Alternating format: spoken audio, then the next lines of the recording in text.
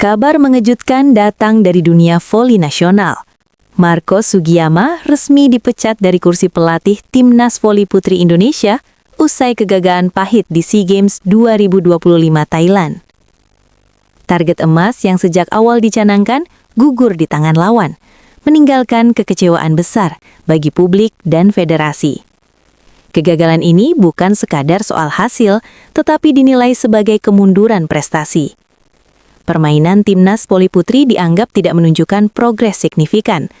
Rotasi pemain dipertanyakan, strategi kerap terbaca lawan, dan mental bertanding dinilai rapuh di momen krusial.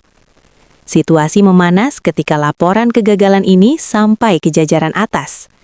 Presiden Prabowo Subianto dan Erick Thohir dikabarkan murka. Keduanya menilai pembinaan dan manajemen tim tidak sejalan dengan ambisi Indonesia untuk menjadi kekuatan utama di Asia Tenggara. Ketegasan pun diambil, Marco Sugiyama harus angkat kaki. Pemecatan ini menjadi peringatan keras bagi seluruh jajaran olahraga nasional. Tidak ada lagi toleransi untuk kegagalan tanpa evaluasi. Prestasi adalah harga mati. Kini, publik menanti langkah selanjutnya. Siapa pelatih baru, bagaimana perombakan tim dilakukan, dan apakah Timnas Voli Putri mampu bangkit demi mengembalikan harga diri merah putih di pentas internasional. Di tengah badai kritik dan tekanan publik, nasib para pemain pun ikut menjadi sorotan. Beberapa atlet senior dikabarkan terpukul dengan keputusan ini. Namun, banyak pula yang menilai pemecatan Marco Sugiyama adalah langkah yang tak terhindarkan. Mereka sadar, kegagalan di ajang sebesar SEA Games bukan hanya soal satu pertandingan, melainkan cerminan dari sistem yang tidak berjalan maksimal. Internal menyebutkan bahwa selama persiapan menuju SEA Games 2025, komunikasi antara staf pelatih dan pemain kerap tidak sejalan. Program latihan dinilai monoton, adaptasi strategi berjalan lambat, dan evaluasi pasca laga dianggap kurang tajam. Hal-hal inilah yang kemudian terakumulasi dan meledak di turnamen puncak.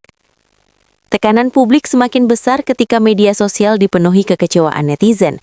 Tagar evaluasi Timnas Voli Putri sempat trending, menuntut pembenahan total dari hulu ke hilir.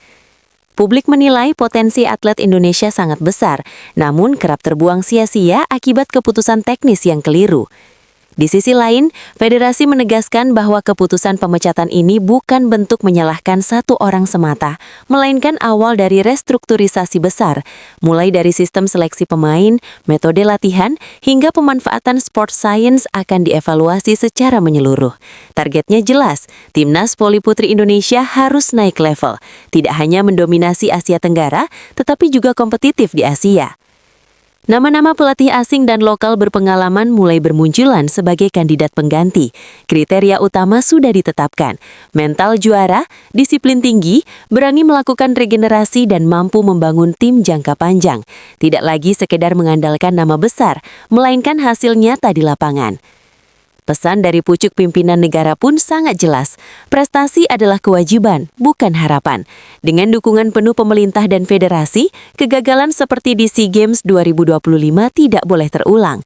Setiap program akan diawasi, setiap target akan dievaluasi, dan setiap kegagalan akan ada konsekuensinya. Kini, Timnas Voli Putri Indonesia berada di persimpangan jalan, bangkit dengan sistem baru dan mental juara, atau kembali terjebak dalam siklus kegagalan yang sama. Satu hal yang pasti, setelah pemecatan Marco Sugiyama, tidak ada lagi alasan. Di balik keputusan besar ini, muncul fakta lain yang ikut mengemuka.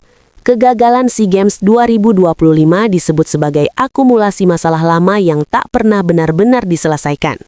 Regenerasi pemain berjalan tersendat. Ketergantungan pada beberapa nama inti terlalu besar, sementara pemain muda tidak mendapat menit bermain krusial saat dibutuhkan.